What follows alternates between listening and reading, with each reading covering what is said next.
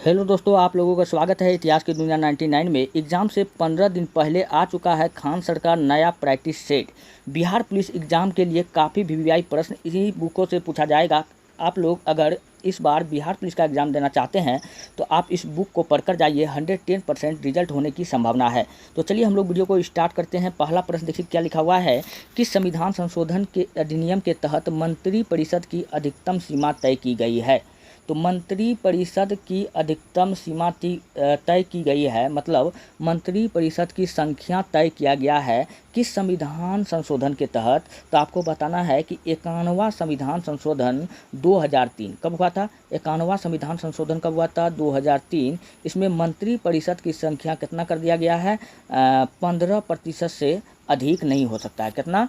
15% से अधिक नहीं हो सकता है। कुछ नहीं समझ में आया तो मैं आपको बताता हूँ, टेंशन काहे लेते हैं। चलिए, दरअसल दोस्तों हमारा संविधान में 51वां संविधान संशोधन 2003 में जो हुआ उसमें कहा गया कि मंत्रिपरिषद में प्रधानमंत्री सहित मंत्रियों की कुल संख्या 15% से अधिक नहीं हो सकती। इसलिए इस प्रश्न का ऑप्शन नंबर ए क्या हो जाएगा? बिल्कुल राइट हो जाएगा। अच्छा, मंत्रिपरिषद से और भी कुछ प्रश्न पूछे जाते हैं आपके एग्जाम में, मैं आपको बताता हूँ, ठीक है। मंत्रिपरिषद पूछेगा कि किसका मंत्रिपरिषद जो होता है वह किसके प्रति उत्तरदायी होता है। तो मंत्रिपरिषद दोस्तों लोकसभा के प्रति उत्तरदायी होता है। किसके प्रति? लोकसभा के प्रति उत्तरदायी होता है। उत्तरदायी होता है कौन? मंत्रिपरिषद, ठीक है। मंत्रिपरिषद का पूछेगा कि प्रधान कौन होता है। तो मंत्रिपरिषद का प्रधान पीएम होता है, प्रधानमंत्री होता है, ठीक है। मंत्रिपरिषद किस आर्टिकल में आता है? तो आर्टिकल नंबर 74। आर्टिकल नंबर 74 मंत्रिपरिषद के गठन का बात करता है। चलिए बढ़ते हैं नेक्स्ट अगले प्रश्न की ओर। अगला प्रश्न है नौकरशाही को क्या कहा जाता है? नौकरशाही को दोस्तों अस्थायी कार्यपालिका कहा जाता है। ऑप्शन नंबर ए क्या हो जाएगा? बिल्कुल राइट हो जाएगा। तो नौकरशाही को क्या कहा, सॉरी दोस्तों, अस्थायी कार्यपालिका कहा जाता है। ऑप्शन नंबर बी होगा इसका राइट आंसर। अच्छा, अस्थायी कार्यपालिका, ठीक है। अस्थायी कार्यपालिका में कौन शामिल होता है? क्वेश्चन ये भी पूछा गया है कि अस्थायी कार्यपालिका में बताओ कौन शामिल होता है। तो आपको बताना सिविल सेवक। कौन शामिल होता है? कौन शामिल हो सकता है? सिविल सेवक। सिविल सेवक। अच्छा, अस्थायी कार्यपालिका का मुख्य कार्य क्या होता है? अस्थायी कार्यपालिका का मुख्य कार्य क्या होता है? दोस्तों अस्थायी कार्यपालिका का मुख्य कार्य होता है नीतियों को लागू करना। क्या होता है? नीतियों को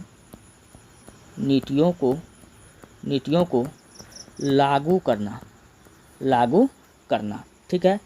अस्थायी कार्यपालिका का कार्यकाल पूछेगा कब तक होता है? अस्थायी कार्यपालिका का कार्यकाल, तो इसका कार्यकाल जो है फिक्स नहीं है, सेवानिवृत्ति तक है। सेवानिवृत्ति तक है, जब तक वो फिट है तब तक वो रह सकता है।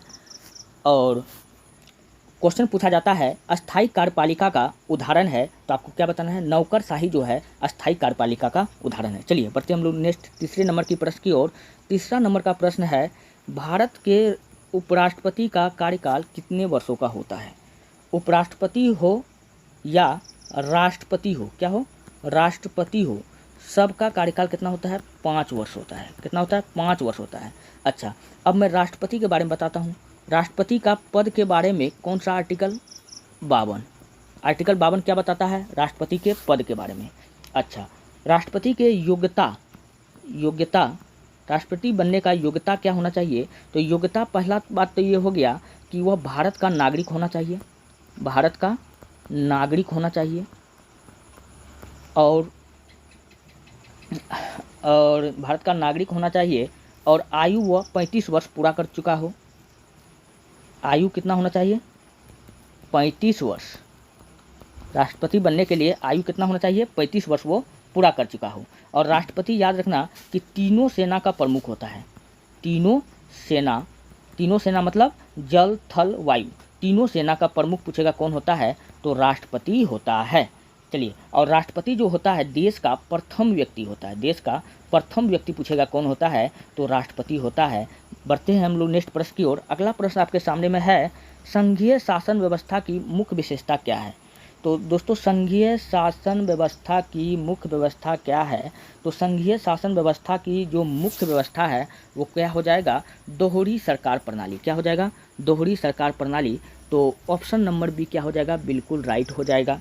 अच्छा, अब आपसे क्वेश्चन पूछा जाएगा संघीय शासन व्यवस्था भारत ने किस देश के संविधान से लिया है? तो संघीय शासन व्यवस्था भारत ने कनाडा के संविधान से लिया है। कहाँ से लिया है? कनाडा के संविधान से लिया है। ये बात आपको याद रखना है, ठीक है।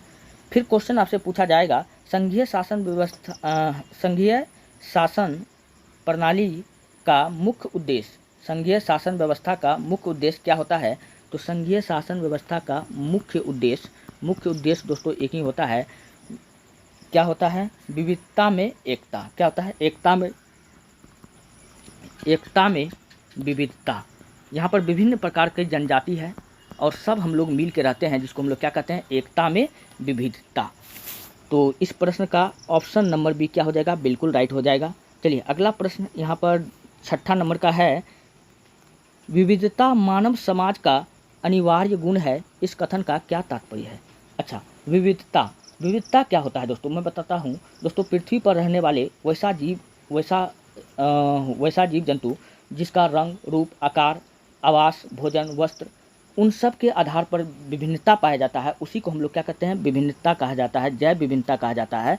तो यहाँ पर देखिए क्या ऑप्शन में है, समाज में सभी लोग समान होते हैं? नहीं, अलग अलग होता है। समाज में कोई अंतर नहीं होता है? अंतर होता है। समाज में भिन्न भिन्न प्रकार की भाषाएं, धर्म, संस्कृति, परंपराएं होती है। बिल्कुल सही बात। ऑप्शन नंबर सी क्या हो जाएगा? बिल्कुल राइट हो जाएगा। समाज केवल एक संस्कृति पर आधारित, तो गलत। ऑप्शन नंबर सी क्या हो जाएगा? इस प्रश्न का बिल्कुल राइट हो जाएगा। चलिए नेक्स्ट अगला है, भारत में संघीय शासन व्यवस्था का मुख्य उद्देश्य क्या है? भारत ने संघीय शासन व्यवस्था को अपनाया है, तो इसका मुख्य उद्देश्य क्या था? तो इसका मुख्य उद्देश्य एक ही था कि एकता में विविधता बनाए रखना। क्या था? एकता में विविधता बनाए रखना। तो ऑप्शन नंबर सी क्या हो जाएगा? बिल्कुल राइट हो जाएगा, एकता में विविधता। चलिए बढ़ते हैं नेक्स्ट। 8वां नंबर का प्रश्न है, राजनीतिक दलों की नींव सर्वप्रथम किस देश में पड़ी? तो राजनीतिक दलों की नींव सर्वप्रथम किस देश में पड़ी? तो ब्रिटेन में पड़ी। अच्छा, राजनीतिक दलों को क्या कहा जाता है? तो राजनीतिक दलों को दोस्तों लोकतंत्र का प्राण कहा जाता है। क्या कहा जाता है? लोकतंत्र का प्राण कहा जाता है। ये बात आपको याद रखना है। अच्छा, ब्रिटेन से आपको याद रखना है, ब्रिटेन में पहली बार महिलाओं को वोट देने का अधिकार कब हुआ? 1918 में। 1918 में महिला को वोट देने का अधिकार प्राप्त हुआ। अच्छा, क्वेश्चन पूछा जाएगा विश्व में पहली बार महिला को वोट देने का अधिकार किस देश दिया था? तो न्यूजीलैंड ने। कौन दिया था? न्यूजीलैंड ने विश्व में पहली बार महिला को वोट देने का अधिकार दिया था। चलिए बढ़ते हैं नेक्स्ट। अगला प्रश्न आपके सामने में है, भारतीय लोकतंत्र के 3 मुख्य अंग कौन कौन से हैं? भारतीय लोकतंत्र के जो 3 अंग हैं कौन कौन से हैं? विधायिका, यह कानून बनाती है, इसका काम क्या है? कानून बनाना। न्यायपालिका, इसका काम है कानून का रक्षा करना। क्या काम है? कानून का रक्षा करना। ये कानून बनाया, ये कानून को क्या करेगा? रक्षा करेगा। कार्यपालिका क्या करेगा? उस कानून को लागू करेगा। कानून को लागू करेगा। कानून को लागू करने का काम किसका होता है? कार्यपालिका का। कानून कौन बनाता है? विधायिका। मान लेते हैं कि लॉकडाउन में आपको चेतावनी दिया गया था कि आप घर से बाहर नहीं निकले, लेकिन आप निकल गए तो पुलिस ने आपको मारा। तो आपको जब मारा तो आपको सज़ा दिया गया। तो ये हाँ ठीक है। तो न्यायपालिका आपके साथ न्याय करेगी। अगर आप सही उद्देश्य के कारण से अगर बाहर निकले थे तो आप न्यायपालिका में जाकर के अपील कर सकते थे।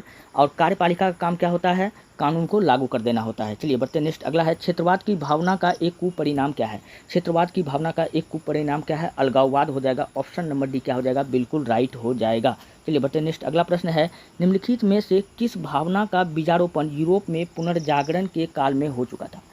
तो निम्नलिखित में किसकी भावना का बीजारोपण यूरोप में पुनर्जागरण के काल में हो चुका था? तो आपको बताना है राष्ट्रवाद। तो ऑप्शन नंबर सी क्या हो जाएगा? बिल्कुल राइट हो जाएगा। अच्छा, राष्ट्रवाद शब्द कहेगा कि सर्वप्रथम किसने दिया था? तो राष्ट्रवाद शब्द, तो दोस्तों राष्ट्रवाद शब्द जो है सर्वप्रथम कौन दिया था? जोहान जोहान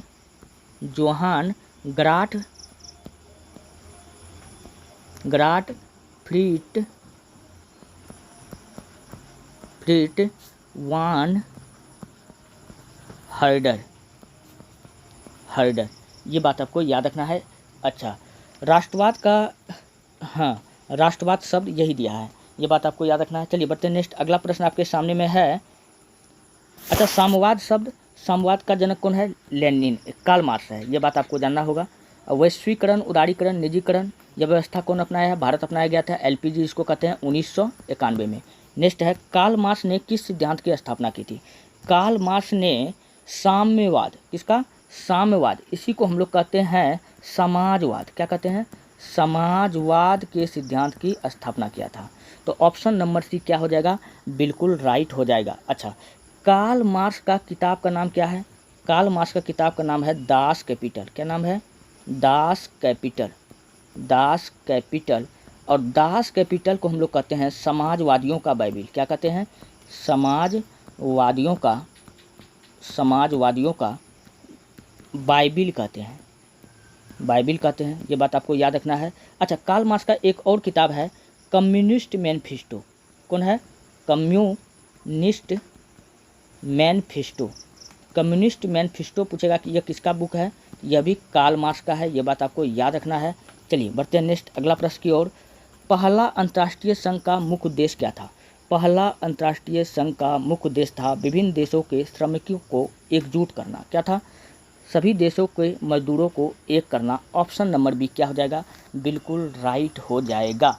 अच्छा, पहला अंतर्राष्ट्रीय श्रमिक संगठन पूछेगा कहाँ हुआ था? तो आपको बताना है कि लंदन में। कहाँ हुआ था? लंदन में स्थापना हुआ था, ये बात आपको याद रखना है। कब? 1864 में हुआ था, ये बात आपको याद रखना है। द्वितीय अंतर्राष्ट्रीय संघ किन विचारों पर आधारित था? तो द्वितीय अंतर्राष्ट्रीय संघ जो था समाजवाद और मार्क्सवाद, अच्छा दोनों एक ही है, इनके विचार से प्रभावित था। ऑप्शन नंबर सी क्या हो जाएगा? बिल्कुल राइट हो जाएगा। चलिए बढ़ते हैं नेक्स्ट, अगला प्रश्न है बल्शेविक क्रांति का नेतृत्व किसने किया था? तो बल्शेविक क्रांति का नेतृत्व कौन किया था? लेनिन ने किया था। और लेनिन की मृत्यु पूछेगा कब हुआ था? लेनिन की मृत्यु याद रख लीजिएगा 1924 में हुआ था। कब हुआ था? 1924 में हुआ था। स्टालिन को दोस्तों हम लोग फौलादी पुरुष कहते हैं। क्या कहते हैं? फौलादी पुरुष कहते हैं। चलिए बढ़ते हैं नेक्स्ट, अगला प्रश्न है रूस में कृषकों की स्थिति कैसी थी? तो रूस में कृषकों की स्थिति कैसी थी?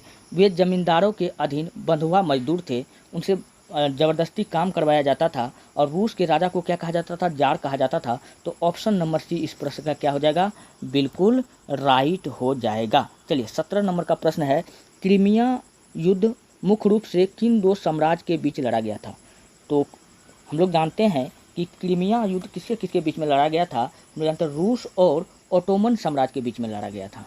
क्रीमिया युद्ध, एक तरफ कौन था? रूस था अकेले, दूसरा तरफ कौन था? ओटोमन साम्राज्य। और ओटोमन साम्राज्य में कौन कौन शामिल था? तो ओटोमन साम्राज्य में शामिल जो था वो था इंग्लैंड, फ्रांस, सर्डिनिया, ये सब शामिल था।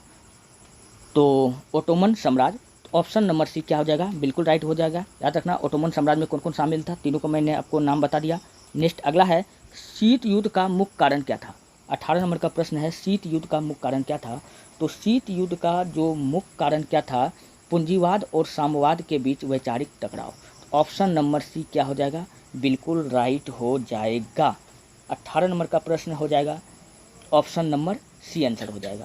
ठीक है, शीत युद्ध का शुरुआत अगर पूछा जाए तो शीत युद्ध का शुरुआत बताओ, तो इसका जो शुरुआत टाइम है 1945 के बाद हुआ। कब हुआ? 1945 के बाद हुआ, यानी सेकेंड वर्ल्ड वार के बाद हुआ। सेकेंड वर्ल्ड वार के बाद हुआ। शीत युद्ध का अगर कहेगा कि अंत कब हुआ? शीत युद्ध का अंत हुआ 1853 से, ये 1853 से 56 तक चला था। 1853 से 1856 तक चला। लेकिन शीत युद्ध का अंत कब हुआ? तो सोवियत संघ के विघटन कब हुआ था? 1991 में। इसका अंत कब हुआ? 1991 में। 1991 में किसका विघटन हो गया था? सोवियत संघ का विघटन हो गया था। सोवियत संघ का विघटन के बाद शीत युद्ध क्या हो गया? समाप्त हो गया। तो ये बात आपको याद रखना है। डेट पूछेगा तो 1991 में सोवियत संघ के विघटन के बाद शीत युद्ध क्या हो गया? समाप्त हो गया। और शीत युद्ध के समय में दोस्तों क्या हो गया था कि यह समाज दो विचारधारा में बट गया। एक को कहा गया पूंजीवादी और एक को कहा गया समाजवादी। ये बात आपको याद रखना है। चलिए बढ़ते हैं नेक्स्ट। 18 प्रश्न हो गया। 19 नंबर का प्रश्न है, लेनिन के मृत्यु के समय सोवियत संघ में कौन कौन सा नेता प्रमुख उत्तराधिकारी के दावेदार थे? हाँ, लेनिन के बाद कौन नेता बना? तो लेनिन के बाद कौन बना? ट्राटस्की। कौन बना? ट्राटस्की बना। ट्राटस्की और स्टालिन दोनों आपको याद रखना है। अच्छा, ट्राटस्की से याद रखना, इन्होंने लाल सेना का गठन किया था। किसका किया था? लाल सेना का अगर गठन पूछेगा कौन किया था तो आपको बताना है ट्राटस्की ने किया था। लाल सेना का गठन किया था। ठीक। और स्टालिन को हम लोग क्या कहते हैं? फौलादी पुरुष कहते हैं। क्या कहते हैं? फौलादी पुरुष कहते हैं। ठीक, आपको ये बात याद रखना है। चलिए बढ़ते हैं नेक्स्ट। अगला प्रश्न है, लाल सेना का गठन किसने किया? अभी भी जस्ट मैंने आपको बताया लाल सेना का गठन कौन किया? तो लाल सेना का गठन लियोन ट्राटस्की ने किया। तो ऑप्शन नंबर सी क्या हो जाएगा? 20 नंबर का प्रश्न का option number C right answer हो जाएगा। अच्छा, लाल सेना हो गया। अब ये बताओ कि लाल कुर्ती आंदोलन कौन चलाया? तो लाल कुर्ती आंदोलन चलाया था खान अब्दुल गफ्फार खां। कौन चलाया था? खान अब्दुल गफ्फार खां, जिसको हम लोग सीमांत गांधी कहते हैं। क्या कहते हैं? सीमांत गांधी कहते हैं। ठीक है। अगर क्वेश्चन पूछता कि लाल कुर्ती नामक सेना का गठन कौन किया? लाल कुर्ती। अब क्वेश्चन पूछ लेता कि लाल सेना नहीं, लाल कुर्ती नामक सेना का गठन कौन किया, तब आपका आंसर होता गैरीबाल्डी। क्या होता? गैरीबाल्डी। चलिए बढ़ते नेक्स्ट अगला प्रश्न की ओर। अगला प्रश्न है, पंचायत समिति बिहार में पंचायती राज व्यवस्था का कौन सा स्तर है? पंचायत समिति बिहार में पंचायती राज व्यवस्था का कौन सा स्तर है? 21 नंबर का प्रश्न है। तो आपको बताना मध्य स्तर है। ऑप्शन नंबर बी क्या हो जाएगा? बिल्कुल राइट हो जाएगा। चलिए 20 नंबर का प्रश्न है कि बिहार में नगरों एवं कस्बों में स्थानीय स्वशासन, जिसको हम लोग पंचायती राज कहते हैं, का इतिहास किस ग्रंथ में वर्णित है? तो स्थानीय स्वशासन यानी पंचायती राज का वर्णन मनुस्मृति सबसे प्राचीन ग्रंथ है। मनुस्मृति क्या है? सबसे प्राचीन ग्रंथ है, इसमें भी वर्णित है और महाभारत में भी वर्णित है। महाभारत का युद्ध पूछेगा क्वेश्चन कितना दिन तक चला था? 18 दिन तक चला था। कौरव और पांडव के बीच चला था। तो ऑप्शन नंबर बी इस प्रश्न का क्या हो जाएगा? बिल्कुल राइट हो जाएगा। स्थानीय स्वशासन पहली बार कहाँ लागू हुआ था? तो राजस्थान के नागौर जिला में। कहाँ हुआ था? राजस्थान के नागौर जिला में पहली बार पंचायती राज व्यवस्था लागू हुआ था। ये बात आपको याद रखना है। किसके सिफारिश पर? बलवंत राय मेहता के सिफारिश पर। किसके? बलवंत राय मेहता के सिफारिश पर। चलिए बढ़ते हैं नेक्स्ट अगले प्रश्न की ओर। अगला प्रश्न आपके सामने में है, संपूर्ण क्रांति आंदोलन किस राज्य से प्रारंभ हुआ था? दोस्तों संपूर्ण क्रांति आंदोलन जो है वो कहाँ से प्रारंभ हुआ था? बिहार से हुआ था। और इसका नेता कौन था? जयप्रकाश नारायण। कौन था? जयप्रकाश नारायण। इसको हम लोग लोकनायक कहते हैं। क्या कहते हैं? लोकनायक। अच्छा, लोकनायक इसको कहते हैं। आप लोग बताओ कि लोकमान्य किसको कहते हैं? लोकमान्य किसको कहते हैं? तो बच्चों लोकमान्य हम लोग बाल गंगाधर तिलक को कहते हैं। किसको कहते हैं? बाल गंगाधर तिलक को कहते हैं। अच्छा, लोकहितवादी किसको कहते हैं? लोकहितवादी हम लोग किसको कहते हैं? तो गोपाल हरि देशमुख। किसको कहते हैं? गोपाल हरि देशमुख को कहते हैं। चलिए बढ़ते हैं नेक्स्ट अगला प्रश्न आपके सामने में है, बिहार में निम्नलिखित में से किस साहित्यकार को हिंदी भाषा के लिए ज्ञानपीठ पुरस्कार मिला था? अच्छा, हिंदी भाषा में के लिए ज्ञानपीठ पुरस्कार किसको मिला था? Ramdhari Singh Dinkar. Option number B क्या हो जाएगा? बिल्कुल राइट हो जाएगा। अब रामधारी सिंह दिनकर, चलिए इनका ये बिहार से थे, बिहार के सिमरिया बेगूसराय से ये ताल्लुक़ रखते थे। और इनके बारे में हम लोग जानते हैं कि इनका कौन कौन सा पुस्तक है। तो रामधारी सिंह दिनकर का कौन कौन सा पुस्तक है? रेणुका हो गया, रसवंती हो गया, कुरुक्षेत्र हो गया, फिर कुसुम हो गया, फिर उर्वशी हो गया, फिर रश्मि रथी हो गया, रश्मि रथी हो गया, ये सब किसका है? रामधारी सिंह दिनकर का है। अच्छा, फणीश्वर नाथ वेणु जी का कौन कौन सा है? चलिए फणीश्वर नाथ वेणु जी का कुछ कृति के बारे में, रचना के बारे में आप लोग जान लीजिए। फणीश्वर नाथ वेणु का कौन कौन सा है? मैला आंचल।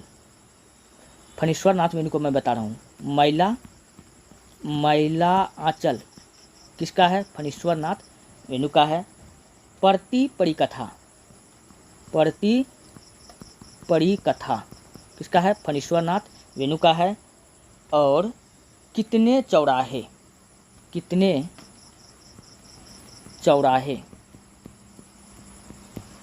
पलटू बाबू रोड, ये सब कौन लिखा है? फणीश्वर नाथ वेणु जी। ठुमरी किसका है? फणीश्वर नाथ वेणु जी का है। ठीक है। नागार्जुन नागार्जुन को हम लोग भारत का आइंस्टीन कहते हैं, यह बात आपको याद रखना है। फिलहाल इस प्रश्न का ऑप्शन नंबर बी क्या था? बिल्कुल राइट था। चलिए बढ़ते हैं, 24 नंबर का हो गया। 25 नंबर का प्रश्न की ओर हम लोग बढ़ते हैं। 25 नंबर का प्रश्न है, बिहार का आधिकारिक भाषा विभाग द्वारा मंडन मिश्र पुरस्कार किस क्षेत्र में दिया जाता है? किस क्षेत्र में दिया जाता है? धर्म और दर्शन शास्त्र के क्षेत्र में जाता है। ऑप्शन नंबर एक क्या हो जाएगा? बिल्कुल राइट हो जाएगा। बिहार में 1912 में लॉन टेनिस कहाँ शुरू हुआ था? अच्छा, 1912 में पूछा है कि लॉन टेनिस कहाँ शुरू हुआ था, तो ये शुरू हुआ था पटना में। कहाँ हुआ था? पटना में। सॉरी दोस्तों, कहाँ हुआ था? यह 1912 में शुरुआत कहाँ हुआ था? हाँ, पटना में हुआ था। अच्छा, आपको बताना है, पटना में हुआ था। नेक्स्ट अगला है कि बिहार में तुर्क शासन का युग कब शुरू हुआ था? तो बिहार में तुर्क शासन का युग 1103 में शुरू हो गया था। तो ऑप्शन नंबर ए क्या हो जाएगा? बिल्कुल राइट हो जाएगा। अच्छा, 1206 में गुलाम वंश का स्थापना होता है। गुलाम वंश का स्थापना कौन करता है? कुतुबुद्दीन ऐबक करता है। और भारत पर पहला तुर्क आक्रमण पूछे कौन किया था? भारत पर पहला तुर्क आक्रमण कौन किया था? तो आपको बताना सुबुक्तगीन। क्या बताना है?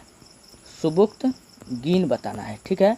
और इन्हीं के कार्यकाल में मोहम्मद गजनबी भारत आया था। मोहम्मद गजनबी जिन्होंने भारत को 17 बार लूटा है, भारत पर 17 बार आक्रमण किया है, ये बात आपको पता है प्रोफेसर हेनरी एलियट के अनुसार। चलिए नेक्स्ट अगला प्रश्न आपके सामने में है, केंद्रीय उत्पाद शुल्क किस वस्तु पर लगाया जाता है? तो केंद्रीय उत्पाद शुल्क उन वस्तु पर लगाएगा जो भारत में है, तो भारत में उत्पादित वस्तुओं पर। तो ऑप्शन नंबर सी क्या हो जाएगा? बिल्कुल राइट हो जाएगा। 29 नंबर का प्रश्न है, इंपीरियल बैंक ऑफ इंडिया का गठन किन बैंकों के विलय से हुआ? अच्छा, इंपीरियल बैंक ऑफ इंडिया, इनके बारे में थोड़ा सा हम लोग जानते हैं। इंपीरियल बैंक ऑफ इंडिया पहले जो था दोस्तों, 3 बैंक का समूह था। कौन था? Bank of Bengal, bank of Bengal, bank of Bombay, bank of Madras. इन तीनों को मिलाकर के 1921 ईस्वी में एक नाम दिया गया, जिसका नाम रखा गया इंपीरियल बैंक। क्या रखा गया? Imperial bank. ठीक है। लेकिन 1955 में, कब? 1955 में इंपीरियल बैंक का क्या कर दिया?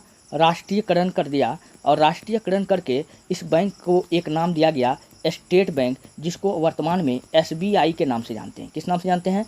SBI के नाम से जानते हैं। तो क्वेश्चन आपसे देखिए क्या पूछ रहा है, बढ़िया से पढ़िए। इंपीरियल बैंक ऑफ इंडिया का गठन किन बैंकों के विलय से हुआ? तो मैंने बताया यही 3 बैंक था, bank of Madras, bank of Bombay, bank of Bengal. तो ऑप्शन नंबर बी क्या हो जाएगा? बिल्कुल राइट हो जाएगा। चलिए बढ़ते हैं। नेक्स्ट अगला है, निम्नलिखित में से किसे भारत में जलवायु परिवर्तन से संबंधित परियोजनाओं के लिए राष्ट्रीय क्रियान्वित इकाई के रूप में ग्रीन क्लाइमेट फंड द्वारा मान्यता प्राप्त हुई है? क्वेश्चन नंबर 30 का राइट आंसर क्या हो जाएगा? इसका राइट आंसर क्या हो जाएगा? नाबार्ड हो जाएगा। ऑप्शन नंबर बी इसका राइट आंसर होगा, नाबार्ड। अच्छा, नाबार्ड का स्थापना अगर पूछेगा कब हुआ है, तो नाबार्ड का स्थापना, इसका स्थापना आपको हो जाएगा 12 जुलाई 1982 को नाबार्ड का स्थापना हुआ है। इसका हेड क्वार्टर कहाँ पर है? मुंबई में है। ठीक है दोस्तों, अगर आपको वीडियो अच्छा लगता है, हेल्पफुल लगता है, तब आप हमारे चैनल को सब्सक्राइब कीजिए, वीडियो को लाइक कीजिए, जितना हो सके अपने दोस्तों में शेयर कीजिए। मिलते हैं नेक्स्ट वीडियो में। धन्यवाद।